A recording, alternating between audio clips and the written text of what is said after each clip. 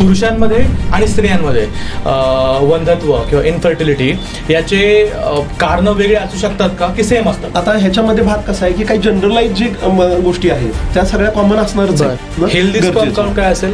Healthy sperm count जो आहे तो 15 मिलियन पेक्षा जास्त स्पर्म काउंट आपल्याला अपेक्षित असतो. जर स्पर्म काउंट एखाद्याला वाढवायचं असेल तर त्याने काय करायला पाहिजे? काही डाएट आहे, काही एक्सरसाइज आहेत, कसं ते वाढवता येईल? पहिला आता असं आहे की तुम्ही म्हणला ह्याच्या आधी मी एक त्याला प्रश्न ऍड करतो की मुळात स्पर्म काउंट कमी का होतो.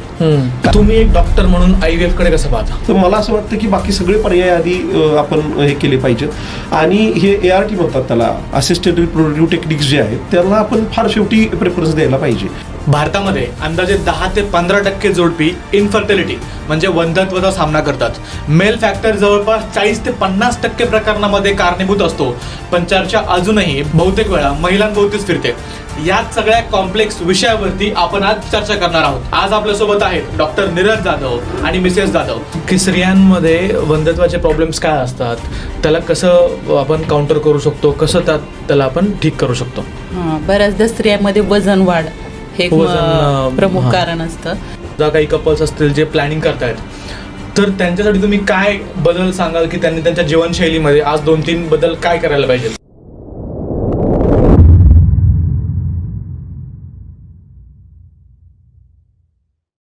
गेल्या काही दशकांमध्ये जागतिक स्तरावरती स्पर्म काउंटमध्ये 50% पर्यंत घट झाल्याचे संशोधनात आले आहे. अर्बन भारतात PCOS 20% पर्यंत पोहोचल्याचं अनेक अभ्यासात दिसून आलं आहे.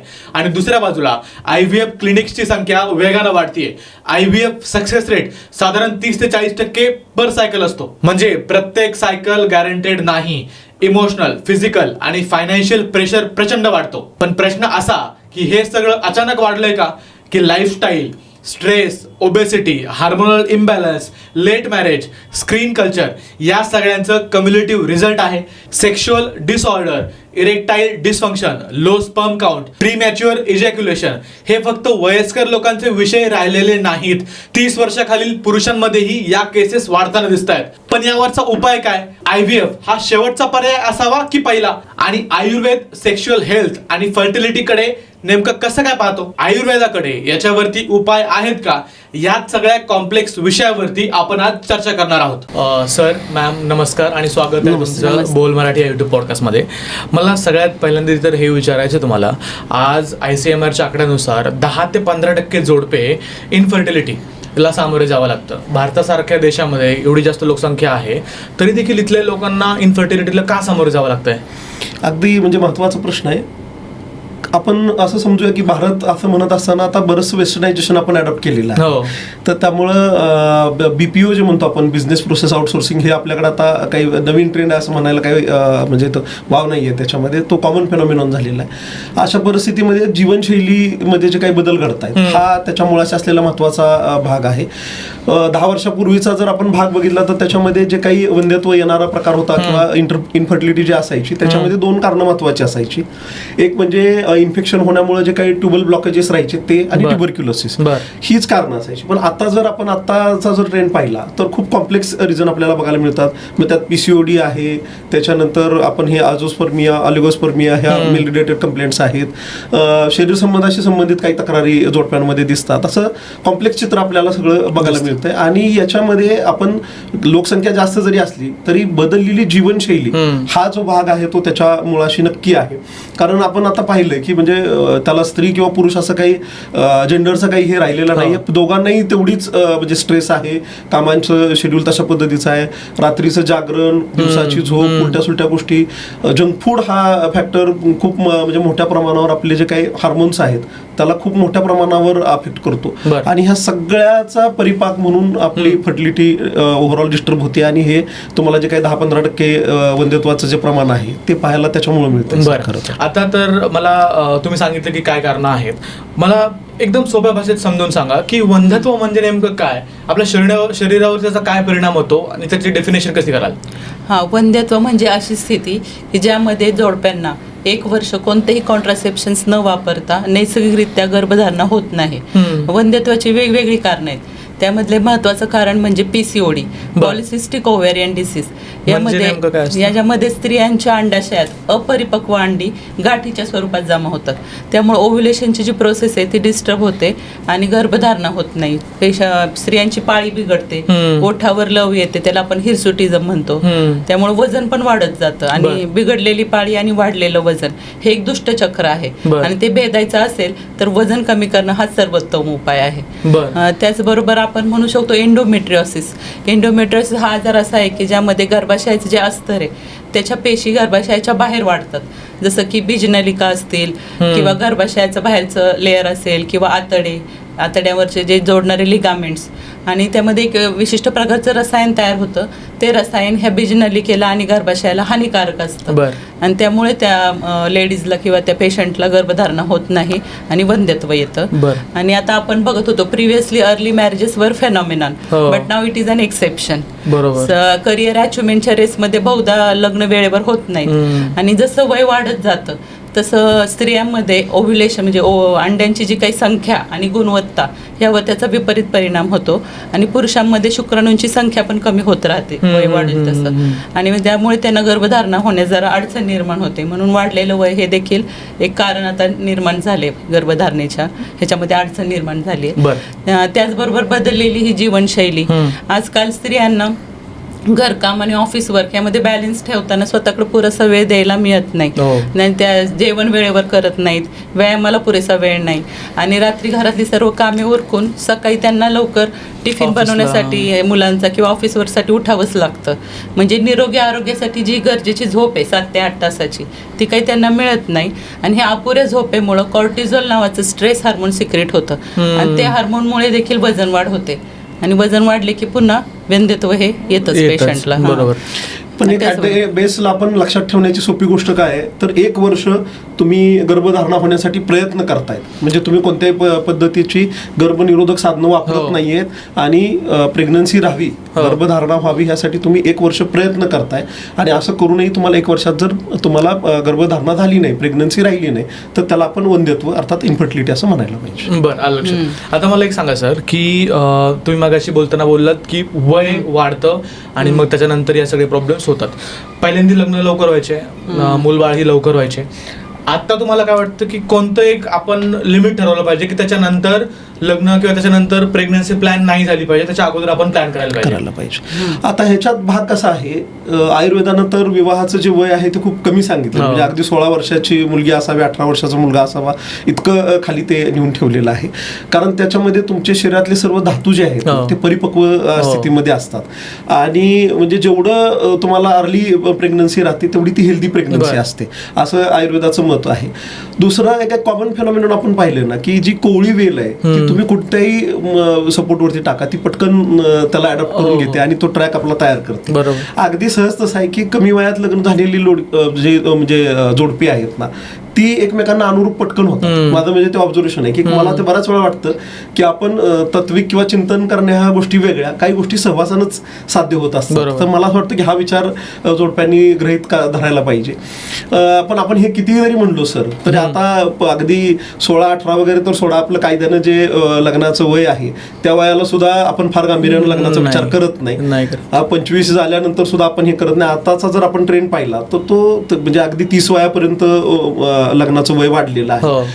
तर म्हणजे अगदी डॉक्टर म्हणून सांगायचं झालं तर मी ते म्हणतो की सेटलमेंटचा विचार करण्याच्या नादात आपण हे 30 पर्यंत येऊन थांबतो. 32-35 पर्यंत हे जे लग्नाचं वय वाढतं हे खूप प्रेग्नन्सीच्या दृष्टीने म्हणजे खूपच हानिकारक गोष्ट आहे. कारण वयाच्या 30 नंतर म्हणजे आयुर्वेद काय म्हणतो ही एक बाजू झाली, पण प्रेग्नन्सी रिलेटेडचे मार्कर्स आहेत, डबल मार्कर नावाची टेस्ट असते, क्वाड्रपल मार्कर, हे मार्कर सगळे हाय रिस्क मध्ये जातात. म्हणजे तुमच्यामध्ये कॉम्प्लिकेशन होण्याच्या शक्यता ज्या आहेत ना त्या तुमचं वय वाढल्यानं बळावतं. 30 वर्ष तुम्ही म्हणताय, 30 वर्षाचा जो मार्क आहे 30-31 पर्यंत म्हणजे उशिरा सुद्धा 31-32 पर्यंत प्रेग्नन्सी खरं तर राहून जायला पाहिजे. तिथून पुढे आपण म्हणलं ना की त्या प्रेग्नन्सी डेलिगेट प्रेग्नन्सीच असतात, होत नाहीत असं नाही. माझ्याकडे म्हणजे 38 वर्षाचं पेशंट आहे की ज्यांना प्रेग्नन्सी राहिली आणि छान हेल्दी प्रेग्नन्सी राहिली, व्यवस्थित डिलिव्हरी झाली, सगळ्या गोष्टी हे होतं. पण काय म्हणू आपण, त्यासाठी आपल्याला काळजी बरीचशी घ्यावी लागते. तर अगदी नैसर्गिक जर तुम्हाला गर्भधारणा व्यवस्थित व्हावी, चांगल्या पद्धतीनं ते डिलिव्हरी व्हावी, हे सगळं जर अपेक्षित असेल तर ते तुम्ही म्हणला ते उशिरात उशिराचं लिमिट सुद्धा आपण ते 32-33 पर्यंतच हे करायला पाहिजे. अगदी जास्तीचं म्हटलं तरी ते 35 आहे. तिथून मुळात ह्या 30-32 नंतरच्या सुद्धा जे आहेत त्याच्यामध्ये सुद्धा हा भाग राहतोच, आपल्याला काळजी घ्यावीच लागते. पण तरी काय म्हणूया आपण किती आहे, तिथून पुढच्या ज्या प्रेग्नन्सी आहेत 33 पासून पुढे जाणाऱ्या, ह्या तशा सगळ्या म्हणजे काय खूप डेलिकेट प्रेग्नन्सी राहतात. आणि आयडियली जर विचाराल म्हणजे आदर्श विचार जर काय करायचा झाला तर मला वाटतं की साधारणतः आपण बघतो की साधारणतः 25 पर्यंत मुलांना जॉब वगैरे लागलेले असतात. अगदी ते सगळी सेटलमेंटची जी डेफिनेशन आहे, घर गाडी वगैरे हे ह्या बाजूला असतात गोष्टी. पण जर तुम्ही वेळेत लग्न करण्याचा निर्णय घेतला तर खूप चांगल्या पद्धतीनं प्रेग्नन्सी राहू शकते, नॉर्मल डिलिव्हरी होते.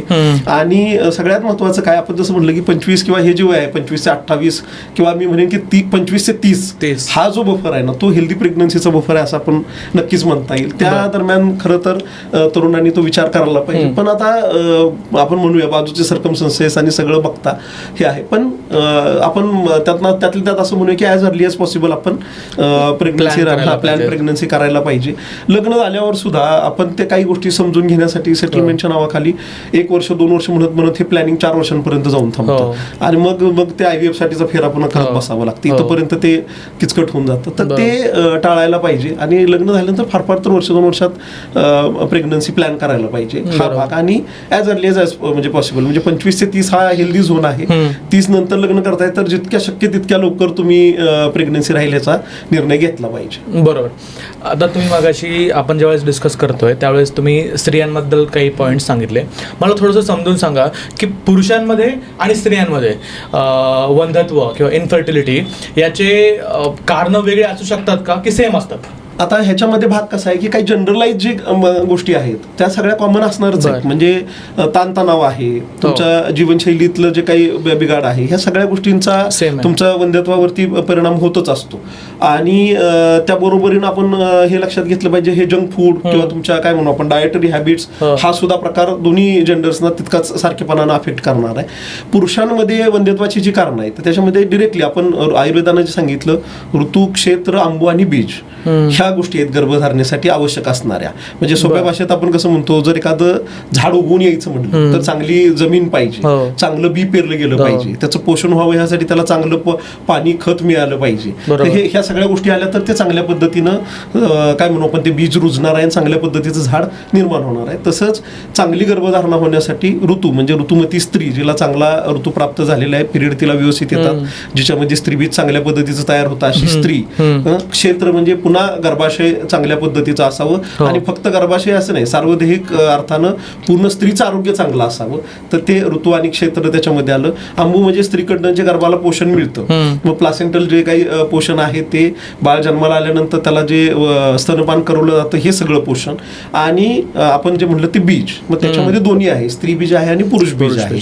तर स्त्रियांमध्ये चांगल्या पद्धतीचं ओव्ह्युलेशन होणं आणि पुरुषांमध्ये स्पर्म काउंट चांगला असणं हे फार महत्वाचं आहे. तर मग पुरुषांमधल्या कारणांमध्ये महत्वाचं कारण हेच येतं की स्पर्म काउंटचा प्रॉब्लेम असतो. मग त्याच्यामध्ये अजूस्पर्मिया म्हणजे स्पर्मची निर्मितीच होत नसते, ऑलिगोस्पर्मिया असतो, स्पर्म काउंट कमी असतो. म्हणजे आपल्याला जर तुम्ही तो प्रवास सगळा हे केला तर एखाद्या काय म्हणू आपण काय ते आपण ॲडव्हेंचर गेम खेळतो तशा पद्धतीचा सगळा तो प्रवास आहे. कोट्यावधी स्पर्म आहेत आणि त्यांची त्या होम पर्यंत पोहोचण्यासाठीची रेस सुरू होते. आणि योनी मार्गाच्या सुरुवातीपासून ते फॅलोपियन ट्यूब पर्यंतचा प्रवास करायचा आहे. त्यात बरेचसे अडथळे आहेत. मग त्याच्यामध्ये गर्भाशयाच्या आत असणारा ऍसिडिक नेचर आहे, बऱ्याच गोष्टी आहेत. काही डायरेक्ट केमिकल स्पर्मला किल करत असतात. त्या सगळ्यावर मात करत तो एक स्पर्म तिथं होम पर्यंत जाऊन पोहोचतो आणि मग गर्भधारणा होते.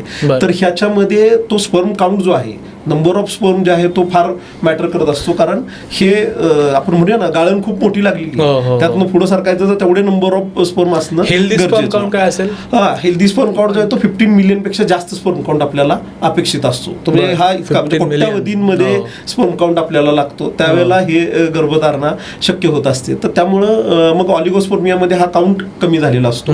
आता हे जो म्हणजे काउंट ह्या दोन गोष्टी झाल्या, अझोस्पर्मिया आणि ऑलिगोस्पर्मिया. ॲस्टेनोस्पर्मिया नावाचा प्रकार आहे ज्याच्यामध्ये स्पर्मची मोटिलिटीच कमी झालेली असते, हालचाल ऍक्टिव्ह स्पर्म पाहिजे आपल्याला. त्याला जो प्रवास करायचा आहे योनी मार्गापासून फॅलोपियन ट्यूब पर्यंतचा म्हणजे बीजवाहक ग्रंथी जी आहे तिथपर्यंतचा जो प्रवास करायचा आहे त्यासाठी त्याच्याकडे तितकी छान मोटिलिटी पाहिजे, तेवढा ऍक्टिव्ह तो स्पर्म पाहिजे, हेल्दी स्पर्म, तर तो तिथपर्यंत पोहोचणार आहे. तर मग हे ॲस्टेनोस्पर्मिया म्हणजे ही मोटिलिटी स्पर्मची कमी झालेली असते. अशा ह्या 3 पद्धतीचं गोष्टी ज्या आहेत त्या आपल्याला पुरुषांमध्ये प्रामुख्यानं बघायला मिळतात. आणि मग त्याच्यामुळं वंध्यत्व पुरुषांच्या बाजूने जे वंध्यत्व येतंय ते बेसिकली ह्याच्यामुळे येतंय कारण ते बीज जे आहे जे आपल्याला गर्भधारणा होण्यासाठी लागणार आहे तेच कुठंतरी निकृष्ट दर्जाचं आहे किंवा ते अपेक्षित तसं पाहिजे तसं नाहीये आणि म्हणून मग प्रेग्नन्सी राहायला पुरुषांच्या साईडनं अडचण येते. बरोबर. तुम्ही आता 2 पॉईंट सांगितले, एक तर स्पर्म काउंट सांगितलं आणि दुसरं मोर्टॅलिटी सांगितलं. आता मला सांगा की जर स्पर्म काउंट एखाद्याला वाढवायचं असेल तर त्याने काय करायला पाहिजे, काही डाएट आहे, काही एक्सरसाइज आहेत, कसं ते वाढवता येईल? पहिला आता असं आहे की तुम्ही म्हटलं ह्याच्या आधी मी एक त्याला प्रश्न ऍड करतो की मुळात स्पर्म काउंट कमी का होतो. कारण स्पर्म काउंट जो आपण आता हे जो म्हणलं की 15 मिलियनपेक्षा जास्त स्पर्म काउंट हवाय तर नैसर्गिकरित्या जर हेल्दी मेल आहे तर त्याचा तो काउंट तेवढा असणारच आहे. मग हा काउंट कमी का होतो ह्याचा पहिला आपण विचार केला पाहिजे. तर याच्यामध्ये महत्वाच्या गोष्टी काय आहेत पुरुषांमध्ये, एक तर पहिलं जीवनशैली, तुमचं शरीरात उष्णता वाढणाऱ्या ज्या कोणत्या गोष्टी आहेत ना त्याच्याने तुमचं स्पर्मेटोजेनेसिस म्हणजे स्पर्म निर्मितीची जी प्रक्रिया आहे, शुक्राणू तयार होण्याची जी प्रक्रिया आहे ती शरीरात उष्णता वाढली की ते मंदावते. उष्णता वाढली की म्हणजे समजून घ्या की तुमच्या वृषण ग्रंथी जी आहेत पुरुषांच्या म्हणजे पुरुष बीज निर्माण होणाऱ्या ज्या ग्रंथी आहेत वृषण ग्रंथी त्या शरीरातून बाहेर आहेत. त्यांचं जे अॅनाटॉमिकल पोझिशन आहे ते शरीरातून बाहेर आहे. तर ती काय आहे तर त्या स्पर्म निर्मितीसाठी टेस्टिकलचं टेम्परेचर हे 34 डिग्री सेल्सिअस हवं आहे. ठीक आहे, हेच आपल्या बॉडीचं टेम्परेचर जे आहे ते 37 डिग्री सेल्सिअस आहे. म्हणजे हा जो काही 2-3 डिग्रीचा डिफरन्स आहे तो मेंटेन झाला तर स्पर्मेटोजेनेसिस चांगल्या पद्धतीनं होत असतं. म्हणूनच वर्षण ग्रंथी ह्या पुरुषांमध्ये शरीराच्या बाहेर आहेत की त्यांचं टेम्परेचर नॉर्मल शरीरापेक्षा थोडं कमी राहावं. आता उष्णता वाढण्याची कारणं काय काय म्हणत असताना समजून घ्या की रात्रीचं जागरण, दिवसाची झोप, त्याच्यानंतर तिखट तेलकट खाण्याचं प्रमाण जास्त असणं, पोट छान साफ न होणं, ठीक आहे, या सगळ्या कारणांना पुरुष शरीरामध्ये उष्णता वाढायला लागते.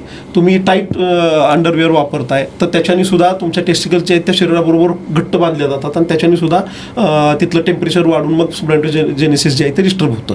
तर ह्या सगळ्या गोष्टी त्याच्यामध्ये येतात. मग उष्णता वाढताना तर आपण म्हणलं तसं लाईफस्टाईलमध्ये तुम्ही समजून घ्या तुमच्या जर सगळं खाणं जंक फूड असेल, मिठाचं प्रमाण जास्त आहे, क्षार जो आहे तो शुक्राला मारक आहे. ठीक आहे, तर त्यामुळं तुम्ही जर अलीकडे आपण जे काही चिप्स घेतो, फिंगर चिप्स म्हणतो ज्याला फ्रेंच फ्राईज आपण म्हणतो, हे मीठ अक्षरशः दुरळलेलं आहे. एरवी जे आपण चिमूटभर मीठ टाकतो ते असं स्प्रिंकल केलेलं मीठ आहे.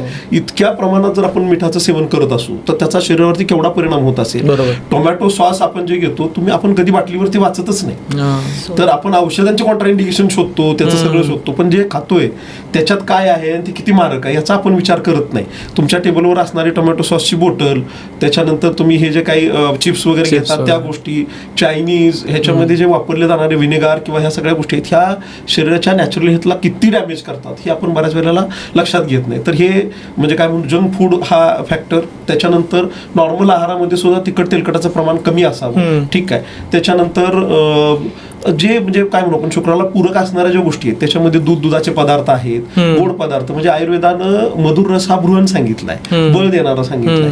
तसाच तो वृक्ष पण आहे, म्हणजे तुमची काय म्हणू आपण शरीर संबंधातली ताकद वाढवणारा किंवा तुमच्या एकंदर स्पर्मची हेल्थ चांगलं ठेवण्यासाठी मदत करणारा मधुर रस आहे. म्हणजे पेढे बर्फी गुलाबजाम खावं हे अपेक्षित नाहीये. शेवयाची खीर, रव्याची खीर, तांदळाची खीर, तूप जे आहे ते खूप वृक्ष आहे सध्या, म्हणजे हे म्हणूया की आपण पटकन शुक्राची निर्मिती करायला मदत करणारं असं दूध तूप आहे. त्याच्यानंतर आयुर्वेदामध्ये आपण हे जे श्रीखंड खातो तर तो चक्का आणायला पाहिजे आणि तो ताजं श्रीखंड जे आपण बनवतो ना ते सध्या शुक्रला आहे. ते खाण्यात आल्यानंतर सुद्धा त्यांनी चांगल्या पद्धतीनं सिमेंटचं जे काही निर्मिती आहे ती चांगल्या पद्धतीची होते, शुक्राणू चांगल्या पद्धतीचे तयार होतात. आम्ही नेहमी उपचार करत असताना त्याला काही औषधांची जोड देऊन ते अशा पद्धतीचं श्रीखंड आम्ही पेशंटला खायला लावतो.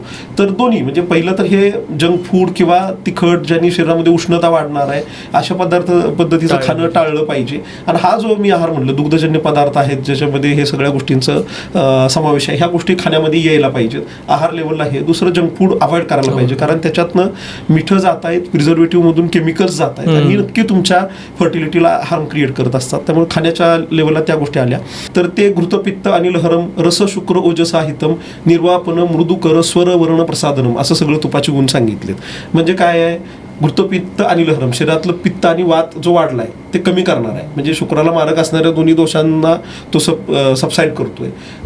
घृतपित्त आणि लहरम, रस शुक्र ओजस साहित्य, हे महत्वाचं आहे. रस धातूपासून शुक्र धातूपर्यंत सगळ्या धातूंना पोषक असणार असं तूप आहे. रस शुक्र ओजस साहित्यम. निर्वापन मृदुकर, शरीरामध्ये मार्दवता आणणार, निर्वापन करणार आहे. रस शुक्र ओजस साहित्यम, निर्वापन मृदुकर, स्वरवर्ण प्रसादन. मग ते अभ्यंतर घेतलंय आणि फक्त तुमच्या त्वचेचा आणि आवाज बदलण्यापर्यंत काम करणार असं तूप आहे. आपण बोलीभाषेत म्हणतो ना, तूप खाल्ल्याशिवाय रूप येत नाही. तर ते इतकं सुंदर आहे. तर त्यामुळे समजून घ्या की ज्यावेळेला एवढं तूप खाण्यामध्ये येत असेल त्यावेळेला ते किती चांगल्या पद्धतीनं सिमेंटला अफेक्ट करत असेल किंवा शुक्राचं आरोग्य इम्प्रूव्ह, म्हणजे शुक्राणूंचं आरोग्य इम्प्रूव्ह करत असेल. तर इतका सगळा त्याच्यामध्ये ते वमन किंवा विरेचन करताना नियोजन केलं जातं. आणि सगळ्यात महत्त्वाचं शोधन, म्हणजे 7व्या दिवशी तुमचं उलटी होऊन किंवा विरेचन करून म्हणजे पोट साफ होऊन जे स्वच्छता होते त्यात शरीरातनं पूर्ण सगळं स्वच्छ होऊन जाणार आहे. कारण अगोदर स्नेहन करून सगळे दोष जे आहेत ते कोठ्यामध्ये आणलेत आणि पूर्ण तुमचं स्वच्छ करून घेतलंय शरीर. ह्या केसमध्ये म्हणजे असं समजा की एखादा नवतरुण माणूस आहे किंवा एखादी नवतरुणी आहे जणू तिला नुकताच ऋतू प्राप्त झालाय, अशा लेवलला आपण शरीर घेऊन सोडतो पंचकर्म केल्यामुळे. तर हा इतका सुंदर 7 दिवसांचा हा 7 ते 10 दिवसांचा स्पॅन आहे साधारणतः वमन विरेचनचा. तर ते त्याच्याने तेवढं शोधन होतं. बस्ती चिकित्सा ही दोन्ही, म्हणजे त्याच्याने शोधन पण होत आहे. कारण आपण इनिमा जसं घेतो, इनिमानी नुसतं पोट साफ होतं, पण ह्याच्यात आपण आयुर्वेदाच्या औषधांचा प्रयोग केला जातो. त्याच्याने दोन्ही गोष्टी होत आहेत. म्हणजे एक तर शोधन होणारच आहे, प्लस ती जी औषधं हे रेक्टममध्ये गेली ती चांगल्या पद्धतीने ऍब्सॉर्ब होतात. आणि बस्ती ही जी आहे ती वाताची चिकित्सा सांगितली. सगळी जननेंद्रिय जी आहेत महिलांच्या केसमध्ये पण आणि पुरुषांच्या केसमध्ये सुद्धा ती वाताची ऍक्टरिटी आहे. वाताचीच गती त्याला सगळी आहे. म्हणजे रजोप्रवृत्ती चांगल्या पद्धतीनं होणं, त्याच्यानंतर चांगल्या पद्धतीनं डिलिव्हरी होणं, पुरुषांमध्ये शुक्रांचं जे काही शुक्राणू बाहेर पडतायत किंवा ज्या गतीनं ते बाहेर गर्भाशयामध्ये फेकले जात आहेत, हे सगळं काम कुणाचं आहे? वाताचं आहे. तर हे सगळं काम सुधारण्याचं काम बस्ती करत असतो. तर तशा पद्धतीनं मग बस्ती चिकित्सा पंचकर्मातली दोन्ही म्हणजे गुदबस्ती केले जातात मेल फिमेलमध्ये, आणि प्लस उत्तर बस्ती म्हणजे महिलांमध्ये गर्भाशयामध्ये देण्याचा बस्ती असतो ज्यामध्ये 3 बस्ती दिल्या जातात. पुरुषांमध्ये सुद्धा तशा पद्धतीचा जननेंद्रियामधूनच दिला जाणारा इनिमा उत्तर बस्ती दिला जातो. तर इतकं वाईड स्कोप आहे आपल्याला ह्याच्यामध्ये पंचकर्मामध्ये काम करण्यासाठीचं. तर इतक्या सगळ्या गोष्टी आपण त्याच्यासाठी करू शकतो. त्यामुळे समजून घ्या की आजोस्पर्मियाच्या केसेसमध्ये सुद्धा ह्याच्यानी म्हणजे स्पर्मॅटोजेनिस सुरू व्हायला मदत होते. स्पर्म शुक्राणू काउंट जो आहे तो वाढवण्यासाठी तुम्ही सांगितलं. जर मोर्टॅलिटी जर तो फॅक्टर जर असेल तर ते कसं रिस्टोर करू शकतो? पहिलं तर मोर्टॅलिटी डिस्टर्ब कशामुळे होते तर त्याच्यामध्ये मेजर कारण 2 आहेत. बऱ्याच वेळा व्हेरिकोसिल असतं, ठीक आहे, म्हणजे वृषणग्रंथीतल्या ज्या रक्तवाहिन्या असतात त्याची जाडी वाढून तिथं ब्लड फ्लो वाढलेला असतो. तिथं उष्णता वाढल्यामुळे मग स्पर्मॅटोजेनिसिस कमी होतं आणि स्पर्मची मोटिलिटी पण त्याच्यामुळे कमी होते. डायबेटीस असेल, मोटिलिटी कमी होते. हायपरटेन्शनचा त्याच्यावर परिणाम होतो. स्ट्रेस आहे, ह्या सगळ्या गोष्टींचा स्पर्म मोटिलिटीवरती परिणाम होत असतो. तर त्याच्यामुळं सगळ्यात पहिला भाग असा आहे की आपण हे डायबिटीस, BP ह्या गोष्टी पहिल्या नियंत्रणात आणल्या पाहिजेत. मुळात आपल्या मागे लागणारच नाहीत. म्हणजे तुम्ही म्हणून आपण जे म्हणलं ना ॲज अर्ली ॲज पॉसिबल तुम्ही प्रेग्नन्सी का 35 नंतर पुढे चाललात की तुम्हाला जनरली लाईफस्टाईल डिसऑर्डरचा सामना करावाच लागतो. हे सगळं पाठीमागे लागतं तुमच्या. त्यातनं तुम्ही तुमची जीवनशैली सांभाळली तर त्याही गोष्टींवर तुम्ही मात करू शकता, नाही असं नाही. पण मग ह्या गोष्टी नक्की अफेक्ट करतात. तर ते ह्या बाकीची जी कारणं आहेत मग त्याची ट्रीटमेंट घेतली गेली पाहिजे. म्हणजे शुगर नियंत्रणात आली पाहिजे, रक्तदाब तुमचा नियंत्रणात आला पाहिजे, स्ट्रेस फॅक्टर असेल तर तो काउंटर केला गेला पाहिजे, ह्या गोष्टी व्हायला पाहिजेत. व्हेरिकोसिल असेल तर त्याचे उपचार झाले पाहिजेत आणि मग तुमचं मोटिलिटी इम्प्रूव्ह व्हायला मदत होते. ह्या ज्या काही आपण वृक्ष म्हणून किंवा वाजीकरण म्हणून ज्या काही गोष्टी आपण सांगितल्या आयुर्वेदातल्या, ह्या सगळ्या गोष्टी तुमच्या ओव्हरऑल शुक्राणूचं आरोग्य सुधारायला मदत करतात. म्हणजे काउंटही सुधारतात आणि मोटिलिटी त्याच्याने इम्प्रूव्ह होते. त्यामुळे हे रसायन वाजीकरण उपचार जे आहेत ते त्याचा नक्की फायदा स्पर्म मोटिलिटीसाठी होतो. त्याच्यामुळे म्हणजे स्पर्मचं काय म्हणून मोटिलिटी खूप चांगल्या पद्धतीने इम्प्रूव्ह होते. ओके, मला पुढचा प्रश्न मॅम तुम्हाला विचारायचा आहे. सरांनी खूप छान प्रकारे पुरुषांमधले प्रॉब्लेम सांगितले आणि त्याच्यावरती काय करायला पाहिजे हे सांगितलं, त्याच्या मागचे रिझन सांगितले. मला थोडंसं स्त्रियांबद्दल जाणून घ्यायचं आहे की स्त्रियांमध्ये वंध्यत्वाचे प्रॉब्लेम्स काय असतात, त्याला कसं आपण काउंटर करू शकतो, कसं त्याला आपण ठीक करू शकतो? बऱ्याचदा स्त्रियांमध्ये वजन वाढ हे प्रमुख कारण असतं.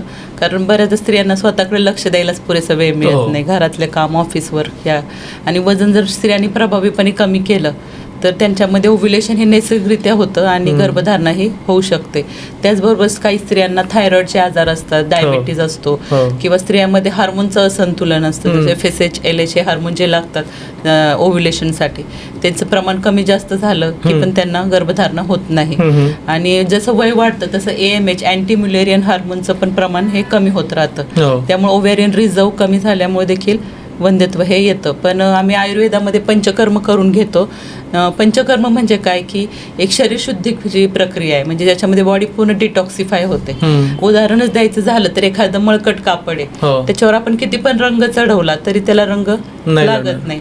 आणि जर शरीरामध्ये मल आणि विष्कण भरले असतील तर आपल्याला किती पण उत्तम औषधांचा त्याच्यावर प्रभाव होईल का, तर नाही होणार. त्याचप्रमाणे त्यामुळेच आम्ही पंचकर्मामध्ये पूर्वकर्म स्नेहन आणि स्वेदन हे करून घेतो. स्नेहन म्हणजे काय असतं की डोक्यापासून पायाच्या नखापर्यंत तेलाचा मसाज केला जातो. त्यामुळं काय होतं की जे काही दोष आहेत वात पित्त आणि कफ हे दोष पुढे सरकण्यास मदत होते. आणि त्यानंतर पेशंटला पेटीमध्ये वाफ दिली जाते. वाफेमुळे काय होतं जे जे दोष धातूंना चिकटलेले दोष आहेत ते मोकळे व्हायला त्याने मदत होते. ज्या स्त्रियांना गर्भधारणा होत नाही त्यांना वमन हा पंचकर्म हे अतिशय उत्तम तो करण्याचा आम्ही सल्ला देतो. वमन जनरली पाळीच्या 7 दिवस अगोदर करावं किंवा पाळीच्या 5व्या दिवसापासून 9व्या दिवसापर्यंत करू शकतो. आणि 9व्या दिवशी उलटीचं औषध दिलं जातं, असं त्याचं हे आहे. आणि वमनामुळे काय होतं की हे जे शरीर बीजशुद्धी होते आणि ओव्ह्युलेशन नैसर्गिकरित्या होतं आणि कोणतेही औषध न घेता पेशंटला गर्भधारणा ही होते. त्याचबरोबर उत्तरबस्ती हा एक पंचकर्म आम्ही स्त्रियांमध्ये करतो. उत्तरबस्ती म्हणजे जिथं गर्भाशय आहे त्या गर्भाशयाचं चांगल्या प्रकारे स्नेहन झाल्यामुळं स्पर्मची ॲक्सेप्टिबिलिटी वाढते आणि त्यामुळे गर्भाशयाचं गर्भनलिका बीजांड ह्यांचं सगळ्यांचं आरोग्य सुधारतं आणि गर्भधारणा ही उत्तम होते. गर्भाशय आणि ही एकंदरच प्रजनन संस्था ही वाताचं प्रभावशाली प्रभाव असण्याचा एक अवयव आहे. आणि वाताची समजा आपल्याला चिकित्सा करायची असेल तर त्यासाठी आपल्याला हे करणं गरजेचं आहे. उत्तरबस्ती आणि गुदबस्ती देणं हे फार गरजेचं आहे. ओके. मी आपल्या पॉडकास्टच्या निमित्तानंच मी काही रिसर्च करत होतो, ऑनलाईन सर्च करत होतो की वंध्यत्व इन्फर्टिलिटीचे काय रिझन्स असू शकतात. त्याच्यामध्ये मला एक खूप असा डेटा मला वाचनामध्ये आला की आपल्या भारतामध्ये 40 ते 50% इन्फर्टिलिटी जी आहे त्याच्यामध्ये पुरुष फॅक्टर जबाबदार असतो. परंतु आपण जर आपल्या समाजामध्ये सोसायटीमध्ये पाहिलं तर वंध्यत्व किंवा बाळ न होणं याला एका महिलेला बोट धरून किंवा तिच्याकडे बोट आपण दाखवतो की तिच्यामध्ये काहीतरी कमी असेल त्याकडे आपण तिला जबाबदार ठरवतो. बरोबर. सो हा याच्याबद्दल तुम्हाला काय वाटतं? नाही सर, आता हा म्हणजे डॉक्टर म्हणून ह्या गोष्टीबद्दल खरंच बोललं जायला पाहिजे. म्हणजे मी नेहमी बोलताना सांगतो मला अनुभव आहे. म्हणजे माझ्याकडे कितीतरी असे पेशंट आहेत की ज्यांचं ट्रीटमेंट चालू असताना इन्फर्टिलिटीची मी मेल पेशंटला इन्व्हेस्टिगेट करा म्हटलं आणि इन्व्हेस्टिगेट करा म्हटल्यानंतर त्यांनी तिथं ट्रीटमेंट सोडलेली आहे, डिस्कंटिन्यू केलेली आहे. तर हे आपलं हे सगळं जे येतं ते हे पुरुषसत्ताक मानसिकतेतून आलेल्या गोष्टी आहेत, ह्या खरं तर आपण सोडून द्यायला पाहिजे. म्हणजे आज आपण काय म्हणू, आपण बोलीभाषेत म्हणतो चंद्रावर जाऊन पोहोचलो पण तरी आपण आपल्या विचारांमध्ये मला नेहमी आपण आता अलीकडे ते बोललं जातं की वी आर प्रेग्नंट, आता असं आपण म्हणतो ना, कुणी एक जण नाही, आम्ही दोघं प्रेग्नंट आहोत असं म्हणण्याची आता नवीन पद्धत आहे. तर हे नुसतं बोलण्याने होणार नाही सर. तुम्हाला जर गर्भधारणा व्हावी असं अपेक्षित असेल ना तर त्यातला तुमचा सहभाग जो आहे ना दोघांचा तो सारखाच असला पाहिजे, तो तितकाच रॅशनल असला पाहिजे. मला आवर्जून इथं सांगावं असं वाटतं की म्हणजे मला तो किस्सा आठवतो. महात्मा फुले न ज्यावेळेला म्हटलं गेलं की बाबा सावित्रीबाईंपासून तुम्हाला मूल होत नाहीये तर आता तुम्ही दुसरं लग्न करा, तर त्याच्यावर त्यावेळेला महात्मा फुले म्हणाले की मग असं असेल तर आपण सावित्रीचं सुद्धा दुसरं लग्न करूया, काय सांगावं, माझ्यातही दोष असेल आणि माझ्यामुळं तिला मूल होत नसेल. तर हे रॅशनल जो थॉट आहे तो त्या काळात महात्मा फुलेंकडे होता, तो आजही कुठेतरी पुरुष वर्ग आत्मसात करायला कमी पडतो आणि त्याच्यामुळे खरं तर बहुतांशी हे महिलांना दोषी धरलं जातं. दोन्ही बाजूने विचार करायला पाहिजे. म्हणजे जसं 40% पुरुषांचं कॉज आहे त्यात पुन्हा आपण हे धरूया की 60% महिलांमध्ये दिसत आहेत, पण त्याला सुद्धा आपली व्यवस्था जबाबदार आहे. त्याचं कारण कसं आहे की पुरुषांना वेळेवर जेवायचं, महिलांनी सगळ्यांना जेवायला घालून उशिरा जेवायचं, हे उशिरा जेवलेलं अन्न व्यवस्थित पचत नाही, मग वजन वाढत जातं. तुमच्या दिवसभरातल्या सगळ्यांची कामं करण्यात, सगळ्यांना खुश ठेवण्यामध्ये त्या स्त्रीचं मानसिक आरोग्य, मानसिक संतुलन व्यवस्थित राहत नाही.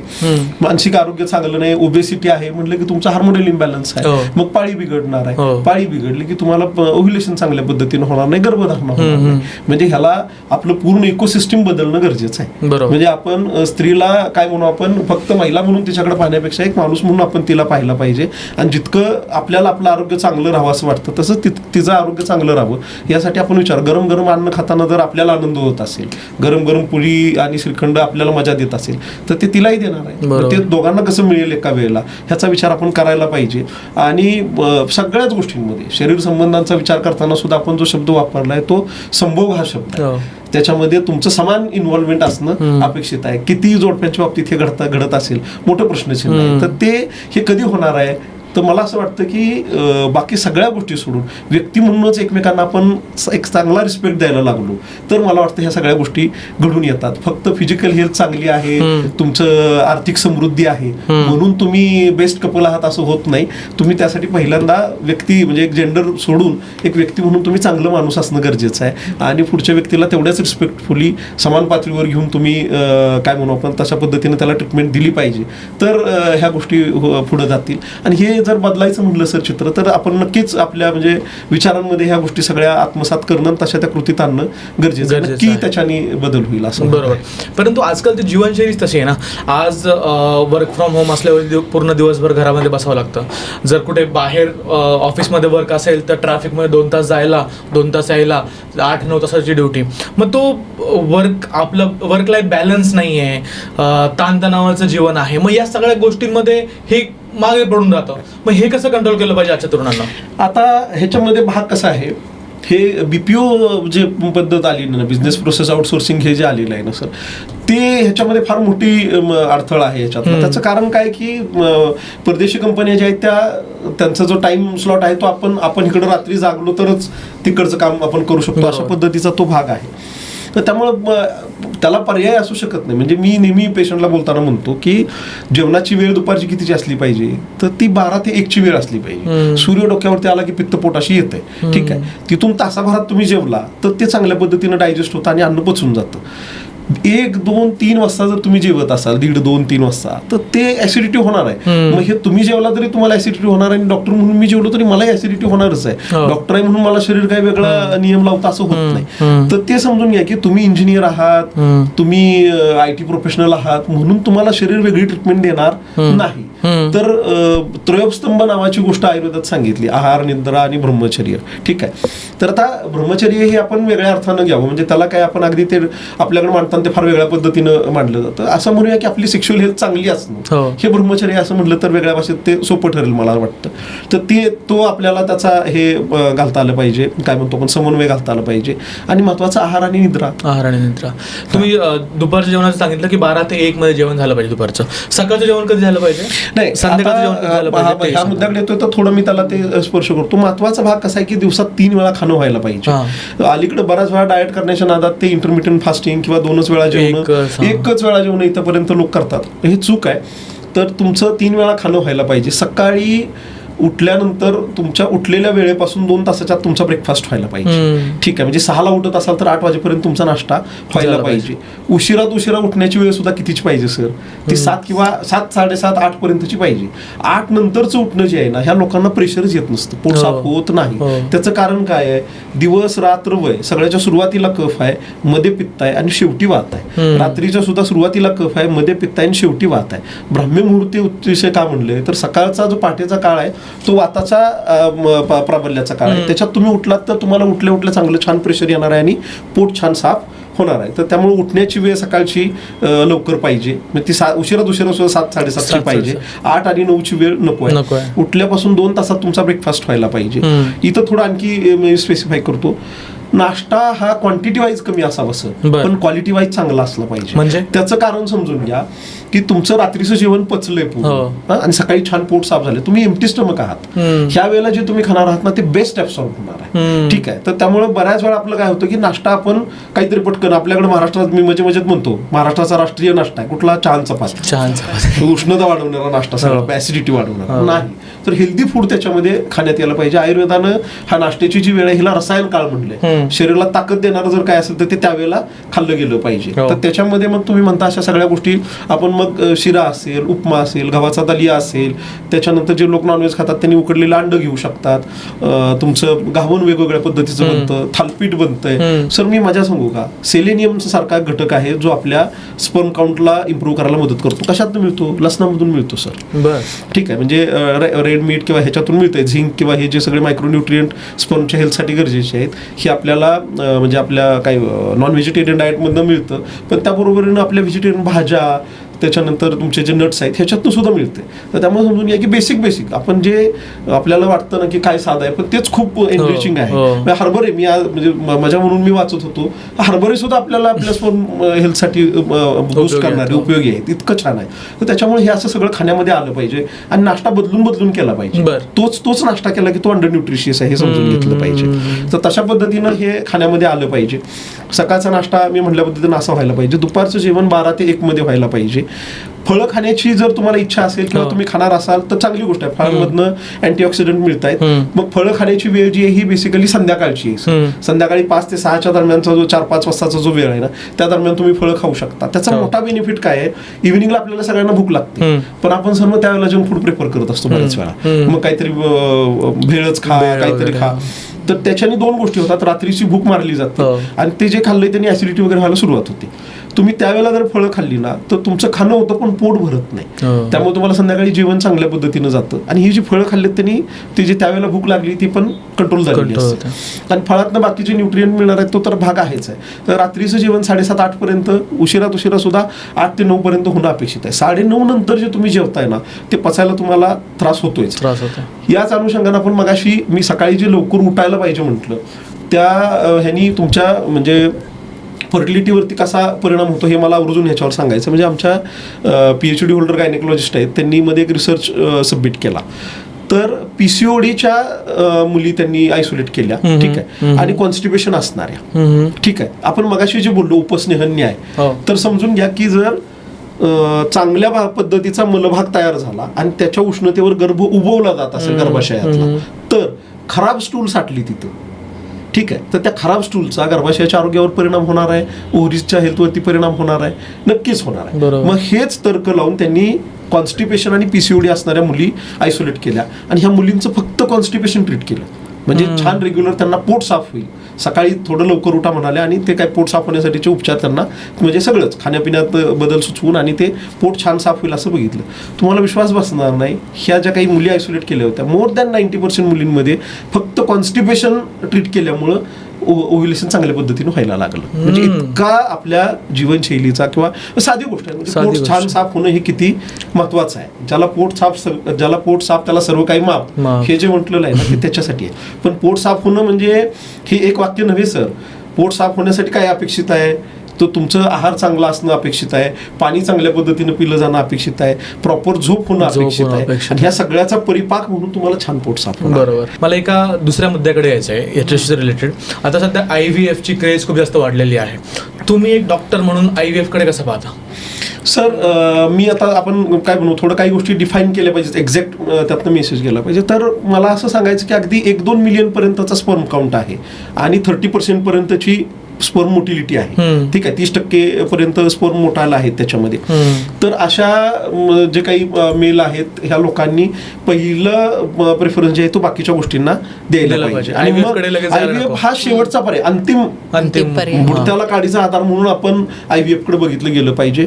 मोस्ट ऑफ टाइम मी म्हणजे बोलताना नेहमी बोलतो तुम्हाला म्हणजे काय आपण जे डिफाईन करू शकत नाही असं बऱ्याच वेळा कॉज म्हणजे दिसतं की म्हणजे ओव्ह्युलेशन महिलेमध्ये छान होत असतं, इकडं स्पर्म काउंट चांगला असतो, मोटिलिटी छान असते आणि प्रेग्नन्सी राहत नसते. त्यात तुम्ही कॉजच डिफाईन करू शकत नाही बऱ्याच वेळा. अशा केसेसमध्ये मी बघितले फक्त वजन कमी करून घेतलं ना ओबेसिटी असेल तर हे लोक कन्सिव्ह होऊन जातात. तर त्याच्यामुळं हे अशा बऱ्याच केसेस आमच्याकडे म्हणजे आम्ही पाहिल्यात.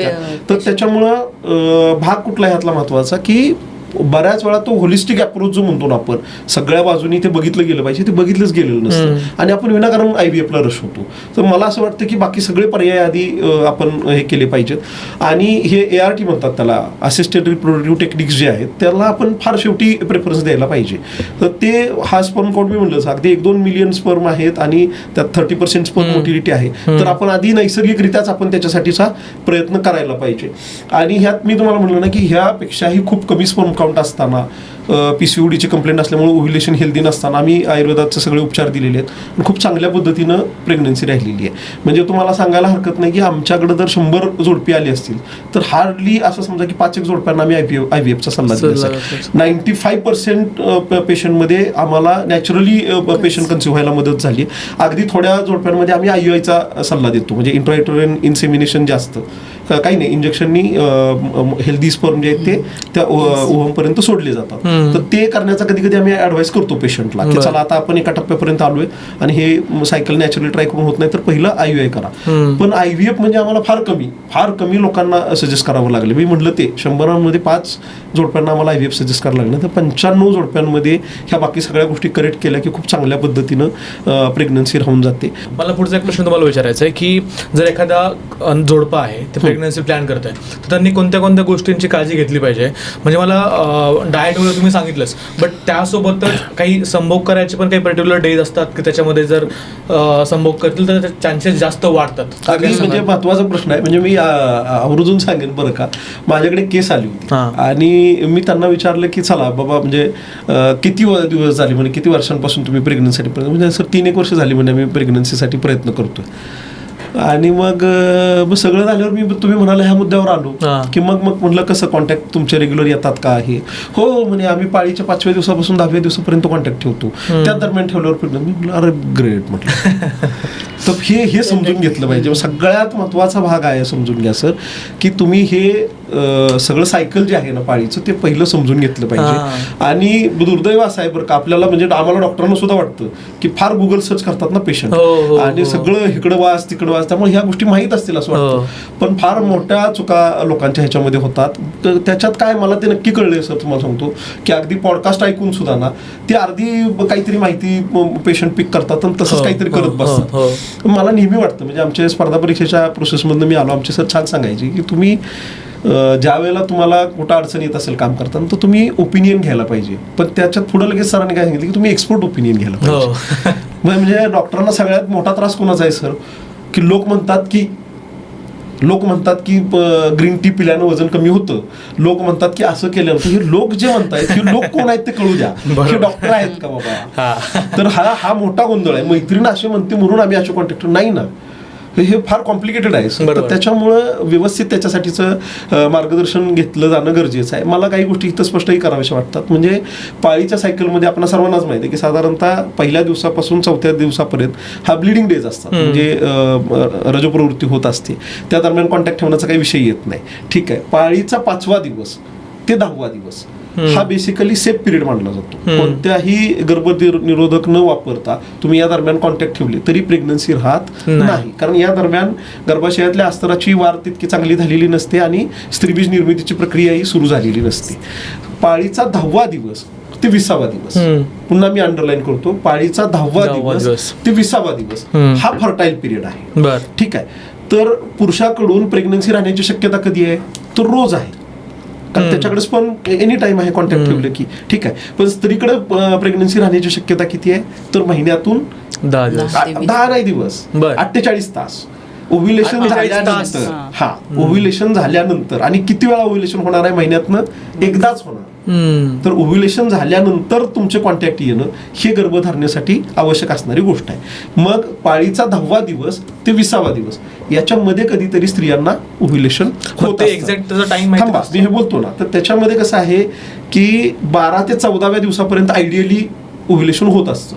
पण मग 14व्या दिवशीच होईल असं काही नाही. काही महिलांमध्ये 12व्या दिवशी होतं, काही 12व्या महिन्यापेक्षा 14व्या दिवसापर्यंत होतं, काही 16व्या दिवसापर्यंत होतं, काही 18व्या दिवसापर्यंत ओव्ह्युलेशन होऊ शकतं. ज्यांचं मेन्स्ट्रुअल सायकलवर डिपेंड आहे, म्हणजे 30 दिवसांचा असेल मेन्स्ट्रुअल सायकल तर त्यांना होऊ शकतं 18व्या दिवशी, आणि ज्यांचं 28 दिवसाचं आहे त्यांना 14व्या दिवशी, म्हणजे असं हे डिफर होतं प्रत्येक. म्हणजे व्हेरी होऊ शकतं, पण आपण त्याच्यातला तरी एक म्हणजे काय म्हणू आपण ठोकताळा घालायचं किंवा काय करायचं असं जर म्हटलं तर समजून घ्यायची गोष्ट कुठली आहे, पाळीचा 10वा दिवस तो 20वा दिवस हा फर्टाईल पिरियड आहे. असं का, तर यातल्या कुठल्याही दिवशी थोडं पुढं मागं ठेवून कोणत्याही एका दिवशी ओव्ह्युलेशन होणार आहे. ठीक आहे, तर ओव्ह्युलेशन झाल्यानंतर 48 तासात जर तुमचे कॉन्टॅक्ट आले तर तुम्हाला गर्भधारणा होणार आहे, प्रेग्नन्सी राहणार आहे. आता तुम्ही म्हणलं ते 2 प्रश्न महत्वाचे आहेत की नक्की कधी ओव्ह्युलेशन होणार. ठीक आहे, तर आता ह्याच्यात 2 गोष्टी महत्वाच्या राहतात. म्हणजे ज्यावेळेला आम्ही उपचार करतो त्यावेळेला ओव्ह्युलेशन स्टडी करता येतो, प्रॉपर सोनोग्राफी करून आपल्याला कळतं की कोणत्या दिवशी ओव्ह्युलेशन होणार आहे. ठीक आहे, पण आता आपण सगळे लोक जन्माला आलो त्याच्या आधी सोनोग्राफीच्या मशीन नव्हत्या, मग कसं कळलं लोकांना की ओव्ह्युलेशन झालं किंवा काय. तर आता याच्यात 2 गोष्टी, काही गोष्टी ठोकताळा म्हणून सांगायला हरकत नाही की ज्या वेळेला ओव्ह्युलेशन होतं ना त्यावेळेला महिलांना थोडा व्हाईट डिस्चार्ज असतो, पांढर स्त्राव होतो, हलकशी पोटात वेदना होती. ठीक आहे, तर ही लक्षणं महिलांमध्ये ओव्ह्युलेशन होताना जाणवतात. ठीक आहे, मग हे महिलांना कळू शकतं की बाबा ओव्ह्युलेशन झालेलं आहे. पण हे सगळं करण्यापेक्षा मला सगळ्यात महत्त्वाचं काय सांगायचं किंवा काय अंडरलाईन करायचं ते समजून घ्या. तर आपण हे समजून घेतलं पाहिजे की योग्य पद्धतीनं शरीर संबंध येणं हा भाग महत्वाचा आहे. आणि मी नेहमी ते म्हणतो की लग्न झाल्यानंतर लवकर प्रेग्नन्सीचा निर्णय तुम्ही का घ्या, तर तुम्हाला ते जोडप्यांशी बोलल्यानंतर लक्षात येईल नंतर शरीर संबंध ही फार आसक्ती वाटणारी गोष्ट सुद्धा कंटाळवाणी होती लोकांसाठी. तर आयडियली तुम्हाला जर प्रेग्नन्सी राहावी ही अपेक्षित असेल आणि तुम्ही काय म्हणू आपण न्यूली मॅरिड आणि आता काही समजा 1-2 वर्षाचं प्लॅनिंग संपून तुम्ही आता प्रेग्नन्सी राहण्याचं नियोजन करताय, तर तुमची जबाबदारी काय आहे, पाळीचा 10वा दिवस ते 20वा दिवस रेग्युलर कॉन्टॅक्ट आले पाहिजे. तुम्ही हे कशासाठी शोधत बसता ओव्ह्युलेशन कधी होणार आहे. सो युअर ड्युटी इज काय की तुमचं पाळीचा 10वा दिवस ते 20वा दिवस रेग्युलर कॉन्टॅक्ट यायला पाहिजे. जेवढे कॉन्टॅक्ट जास्त येणार तेवढे तुमचे प्रेग्नन्सी राहण्याच्या शक्यता वाढतात. ठीक आहे, आता पाळीच्या 20व्या दिवसानंतर पुन्हा पिरियड येईपर्यंतचा जो कालावधी आहे हा पुन्हा सेफ पिरियड आहे. या दरम्यान पुन्हा या दरम्यान ठेवलेल्या कॉन्टॅक्टने तुम्हाला प्रेग्नन्सी राहणार नाही. म्हणजे पाळीचा 5वा दिवस ते 10वा दिवस आणि 20व्या दिवसानंतर पुढचा पिरियड येईपर्यंतचा काळ हा सेफ पिरियड आहे. याच्यामध्ये तुम्ही कोणतेही गर्भनिरोधक साधनं न वापरता जरी कॉन्टॅक्ट ठेवले तरी प्रेग्नन्सी राहत नाही. मग प्रेग्नन्सी राहण्याची शक्यता कधी आहे, पाळीचा 10वा दिवस ते 20वा दिवस याच्यामध्ये तुम्ही जे कॉन्टॅक्ट ठेवणार त्याच्याने तुम्हाला गर्भधारणा होणार आहे. मला थोडंसं तुमच्याबद्दल समजून घ्यायचं आहे की तुमचा आत्तापर्यंतचा प्रवास नेमका कसा राहिलेला आहे, तुम्ही आत्तापर्यंत किती लोकांना ट्रीट केलेला आहे आणि अशी एखादी केस की ज्याच्यामध्ये तुम्ही एकदम आशा सोडून दिली होती आणि तशा केसमध्ये आपल्याला पॉझिटिव्ह रिझल्ट्स मिळालेले आहेत. मागील 15 वर्षापासून आम्ही आयुर्वेद क्षेत्रात कार्यरत आहोत. स्थूलता, पचनसंबंधीचे आजार, नंतर जीवनशैली विषयक आजार, मधुमेह, उच्च रक्तदाब आणि वंध्यत्व अशा अनेक आजारांवर आम्ही यशस्वी उपचार केले आहेत. पेशंटला उपचार करताना आम्ही संपूर्णतः आयुर्वेदिकच उपचार असतात, त्याबरोबर रुग्णांना आम्ही आधुनिक उपचारांच्या जे काही तपासण्या केल्या जातात त्या तपासण्याच्या द्वारे जे उपचारामध्ये जी काही प्रगती आहे ती समजावून दिली जाते. आणि प्रदीर्घ काळ ह्या सेवेमध्ये असल्यामुळे आम्हाला आमचे बलस्थाने आणि आमचे जे काही लिमिटेशन्स आहेत त्याच्याबद्दल पक्की जाण आहे. आम्ही शास्त्रीय दृष्टिकोन आणि पंचकर्म उपचार, प्रभावी समुपदेशन आणि पूर्ण औषध निर्मिती हे आमची बलस्थाने आहेत.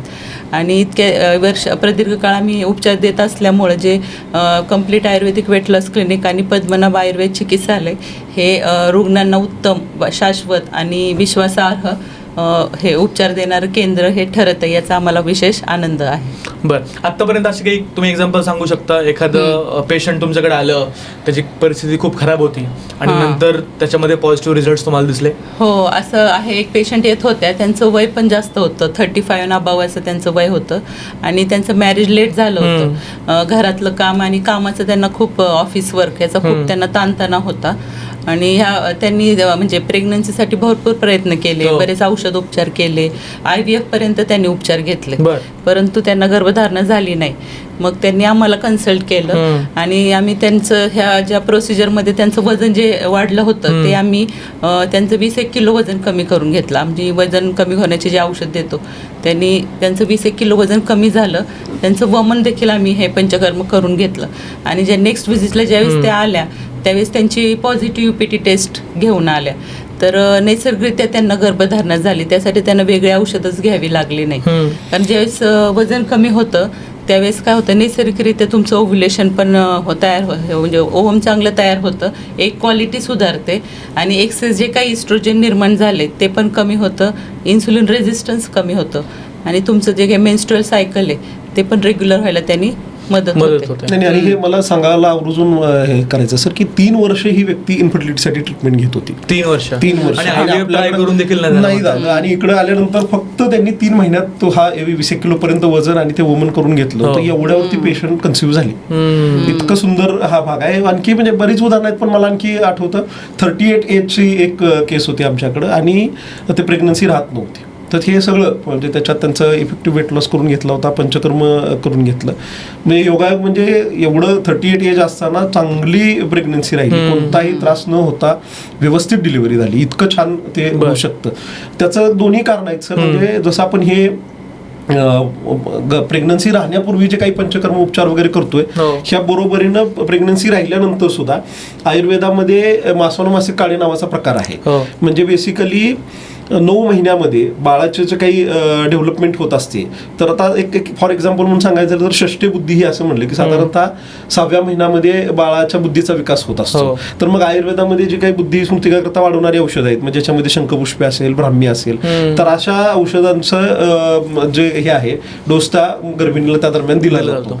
तर असं आम्ही स्वतःही म्हणजे आमच्याकडे आम्ही तशा पद्धतीच्या 9 महिन्यांच्या औषधं बनवलेली आहेत, गोळ्या बनवलेल्या आहेत. आम्ही त्याला 9 ग्रहांची 9 नावं दिलेली आहेत तशी, आणि त्या महिन्यात ती औषधं घ्यायची असतात. तर ही खूप चांगल्या पद्धतीनं काम करतात. सर तुम्ही सांगितल्याप्रमाणे त्या महिलेनं अगोदर IVF कडे गेली आणि मग एकदम शेवटचं ऑप्शन म्हटल्यावरती म्हणून ती आयुर्वेदाकडे आली. सो तुम्हाला असं कधी जाणवतं की पेशंट्स जे आहेत ते आयुर्वेदाला एकदम लास्ट ऑप्शन म्हणून पाहतात? ते आपला एक जुना समज आहे की सगळं जुनाट दुखणं असेल तर त्याच्यासाठी आयुर्वेदिक उपचार घ्यायचे. खरं तर ती मानसिकता बदलण्याची गरज आहे आणि ती बदलती. म्हणजे अलीकडे लोक तुम्हाला सांगायला हरकत नाही की प्रेग्नन्सी राहायचं म्हटलं की आम्हाला गर्भसंस्कार करायचा आहे, पंचकर्म करायचं आहे असं स्वतःहून येणारे पेशंट आहेत. हाही त्याच्यात सकारात्मक बदल आहे. पण मला आवर्जून हे सांगायचं की तो तसा विचार अजिबातच नाही की आपण शेवटी आयुर्वेदाचा विचार करावा. मला असं उलट वाटतं की जर तुम्ही प्राधान्यानं आयुर्वेदाचा विचार केला तर तुम्हाला कमीत कमी काय म्हणू आपण ART जे म्हटलं आपण, असिस्टेड रिप्रोडक्टिव्ह टेक्निक जे आहेत त्यांचा मदत घेण्याची गरज पडणार नाहीये आणि शक्य तितकी नॅचरली नैसर्गिक चांगल्या पद्धतीनं प्रेग्नन्सी राहणार आहे. आता मला याला जोडूनच पुढचा प्रश्न विचारायचा आहे की जे आज समजा काही कपल्स असतील जे प्लॅनिंग करतायत, तर त्यांच्यासाठी तुम्ही काय बदल सांगाल की त्यांनी त्यांच्या जीवनशैलीमध्ये आज 2-3 बदल काय करायला पाहिजेत? पहिली गोष्ट अशी आहे की आपण सगळं म्हणलं तसं जीवनशैली म्हणजे काय, तर पहिलं 3 वेळेला वेळेवर खाणं सुरू करायला पाहिजे. थोडा व्यायाम सुरू करायला पाहिजे. दोन्ही मेल फिमेल दोन्ही आहेत, त्यांनी चाललं पाहिजे. चालण्यामध्ये दोन्ही रिकाम्या पोटी चालण्याचा अंतर्भाव असला पाहिजे. रात्री जेवणानंतर त्यांनी शतपावली घालायला पाहिजे. दोन्ही खाल्लेलं अन्न तुमचं पोटाकडे जातं त्याच्याने चांगल्या पद्धतीनं. सगळ्यात महत्वाचं दोघं बरोबर चालताना शतपावलीच्या निमित्तानं तुमचं एक चांगलं इंटरॅक्शन होतं. ठीक आहे.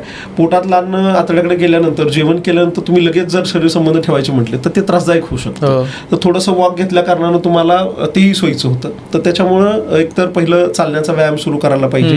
3 वेळेला वेळेवर खाणं, हेल्दी आहार घेणं, शक्य तितका असं मी म्हणेन की ज्याच्यामध्ये प्रिझर्वेटिव्ह नाही, पॅक फूड नाही, जंक फूड नाही, असा जो आहार आहे अशा पद्धतीचा आहार घ्यायला पाहिजे. दोन्ही म्हणजे मेल आणि फिमेल दोघांनी सुद्धा रात्री झोपण्यापूर्वी अर्धा तास 1 ग्लास गरम दूध आणि 1 चमचा तूप असे एकत्र करून घ्यायला पाहिजे.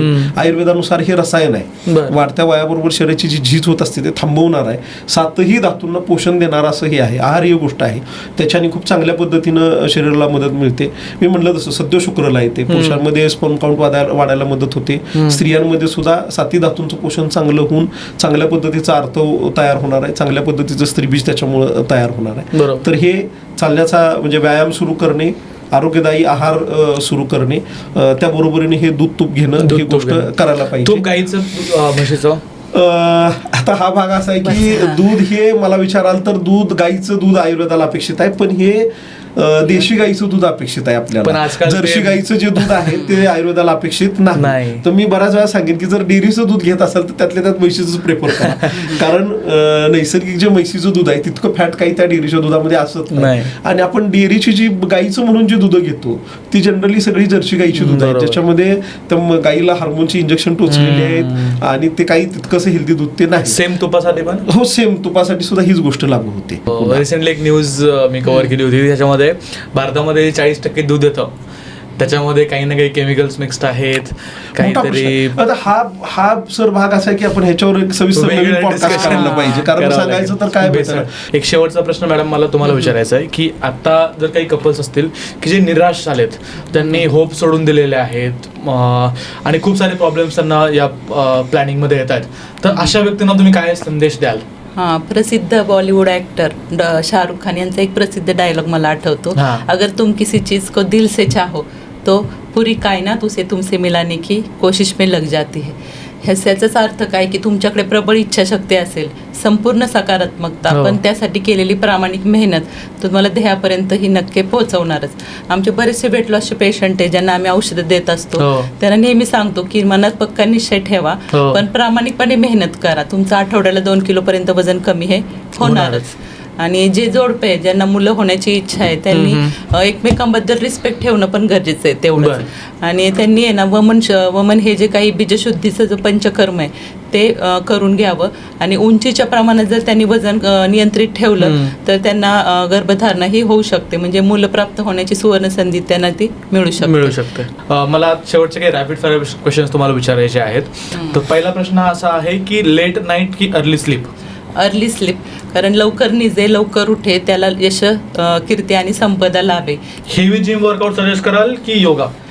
मला असं वाटतं की योगा चांगला आहे, पण हेवी जिम वर्कआउट आणि योगा याच्या पुढे जाऊन मी म्हणेन की वॉक घ्यायला पाहिजे, बरं. चाललं पाहिजे. बरोबर. IVF फर्स्ट की नॅचरल ट्राय? हां, पहिल्यांदा नॅचरलीच आपण ट्राय करायला पाहिजे, कारण काही काही गोष्टी ह्या आपल्या हातात असतात, हो. पण आपल्याला त्या माहीत नसतात. जसं की वजन वाढलेलं आहे, किंवा आपल्या आहारामध्ये काय बदल आहेत, किंवा जीवनशैलीमध्ये काय बदल आहेत, ते जर अगोदर केले तर आपल्या नॅचरली पण प्रेग्नन्सी राहू शकते. IVF हा अंतिम पर्याय असू शकतो. बरं. पंचकर्म की सप्लिमेंट्स? निश्चितच पंचकर्म. काय जास्त हार्मफुल आहे, स्ट्रेस की जंक फूड? जास्त स्ट्रेसच हार्मफुल आहे. जंक फूड आपण घ्यायला अवॉइड केलं तर त्याचे विपरीत परिणाम आपल्या शरीरावर होणार नाहीत, पण stress we can't avoid it. Everyone is having stress, बरोबर. But how to tackle it हे सर्वांनी समजून घेतलं पाहिजे. स्ट्रेस कमी करण्यासाठी मेडिटेशन करायला पाहिजे, योगा, आणि एक मित्रमैत्रिणींशी गप्पा मारणे किंवा हो. आपला आवडता छंद जोपासणे हा एक स्ट्रेस कमी करण्याचा उत्तम मार्ग आहे असू असं मी शकतो. म्हणते. बरोबर. गर्भसंस्कार म्युझिक जास्त महत्वाचं आहे की मेडिटेशन? मला असं वाटतं की हे दोन्ही हे जे शब्द वापरले ना, मेडिटेशन किंवा गर्भसंस्कार म्युझिक, हे ट्रेंडी आहेत. हो. तर म्युझिक म्हणजे गर्भसंस्कार नव्हे, हे हो. पहिलं समजून घ्यायला पाहिजे. आणि मेडिटेशन मध्ये सुद्धा काय आहे समजून घ्या की तुम्ही एकाग्र होणं अपेक्षित आहे, कारण त्याच्याने काय होतं, तुम्ही तुमचं ओव्हरऑलच हो. म्हणजे शारीरिक मानसिक आरोग्य तुम्ही ऑर्गनाईज करत असता. हो. हा भाग मेडिटेशन मध्ये येतो. आणि गर्भसंस्कार हे फार वेगळ्या पातळीवर जाऊन आपण घ्यायला पाहिजे. गर्भसंस्कार म्हणजे मी सुरुवातीला जसं तुम्हाला म्हणलं तसं की तुम्ही गर्भधारणेसाठी स्वतःला तयार करणं, प्रिपरेशन म्हणून जो पार्ट आहे तो सगळा गर्भसंस्कारमध्ये येतो. मग त्याच्यामध्ये त्याची सुरुवात शारीरिक मानसिक आरोग्यापासून होणार आहे. मग शरीर शुद्धी करून घेणं आहे, मानसिक स्तरावर स्वतःला तयार करणं आहे, हो. शरीर संबंधीच्या काही तक्रारी असतील तशा पद्धतीचे त्याचं उपचार घेणं किंवा त्याची व्यवस्थित माहिती घेणं. म्हणजे हो. अगदी आवर्जून सर सांगायचं आहे, इरेक्टाईल डिस्फंक्शन असू द्या, प्रीमॅच्युअर इजॅक्युलेशन असू द्या, काय यातल्या मोस्ट ऑफ गोष्टी ह्या कन्फ्युजनमुळं क्रिएट झालेल्या असतात. नुसतं व्यवस्थित सल्ला मिळाला तरी यातल्या बऱ्याचशा गोष्टींवरती पेशंटना मात करता येते. त्याच्यामुळं मला असं वाटतं की ह्या सगळ्या गोष्टींची व्यवस्थित माहिती घेणं, बरोबर, तर हे फार गरजेचं आहे. म्हणजे माझ्याकडे एक केस होती की त्यांना ते वाटायचं की त्यांना प्रीमॅच्युअर इजॅक्युलेशन आहे. बेसिकली शरीर संबंध ठेवण्याच्या सुरुवातीच्या एक्साइटमेंट मध्ये पटकन त्यांना इजॅक्युलेशन होऊन जायचं. मग त्यांना म्हणलं नाही, तुम्ही पुन्हा ट्राय करत राहा. आणि नंतर त्याच्यात ते हेल्थ इम्प्रूव्ह झाले आणि कन्सिव्ह झाले सर. म्हणजे ह्या साध्या साध्या गोष्टी असतात ज्या समुपदेशनातनं करेक्ट केल्या जातात. आणि आपल्याकडे दुर्दैवाने काय होतं, मिसअंडरस्टँडिंग फार पटकन स्प्रेड होतात. करेक्ट नॉलेज जे आहे ते तितक्या सहज भेटत नाही. त्यामुळं समुपदेशनातनं ह्या गोष्टी कव्हर होतात. तर ह्या सगळ्या गोष्टींचा अंतर्भाव गर्भसंस्कारमध्ये येतो. अशा पद्धतीनं गर्भसंस्कारांचा विचार करायला पाहिजे. आजच्या तरुणांना तुम्ही काय सांगाल, करिअर फर्स्ट की health first? Definitely health first. तुम्ही आज खूप वेगवेगळ्या मुद्द्यांवरती आणि खूप गंभीर अशा विषयावरती आपण आज चर्चा केली. वंदोत्व म्हणजे काय तिथपासून तर ते का होऊ शकतं, पुरुषांमध्ये त्याचे काय, कशामुळे ते होतं, स्त्रियांमध्ये कशामुळे होतं, कशा प्रकारे आपण त्याला कंट्रोल करू शकतो. आपण त्यासोबतच आपण मोर्टॅलिटीवरती बोललो, स्पर्म काउंटवरती बोललो. पंचकर्म खूप म्हणजे पंचकर्माचे एवढे फायदे असू शकतात मला नव्हतं माहिती, तर त्या गोष्टीवरती तुम्ही सांगितलं. आयुर्वेदाकडे प्रत्येक व्यक्तीनं पहिला ऑप्शन म्हणून पाहिलं पाहिजे. मी प्रेक्षकांनाही ते सांगेल की जर तुमच्या आयुष्यामध्ये काही प्रॉब्लेम्स असतील तर आयुर्वेद हा लास्ट ऑप्शन नसला पाहिजे. पहिला ऑप्शन आयुर्वेदाकडे तुम्ही त्या सकारात्मकतेने पाहिलं तर आयुर्वेद नक्कीच तुमच्या सगळ्या प्रश्नांचे उत्तरं द्यायला प्रबळ सक्षम आहे. सर धन्यवाद पुन्हा एकदा. मी प्रेक्षकांनाही सांगेल की जर तुम्हाला जर काही सल्ला हवा असेल सरांचा, डॉक्टरांचा, तर त्यांचे डिटेल्स मी खाली डिस्क्रिप्शनमध्ये आणि कमेंट बॉक्समध्ये मेन्शन करतोय. तुम्ही तिथे त्यांना कॉन्टॅक्ट करा, त्यांचा सल्ला घ्या, ते नक्कीच तुमच्या शंकेचं निरसन करतील. धन्यवाद. धन्यवाद. धन्यवाद.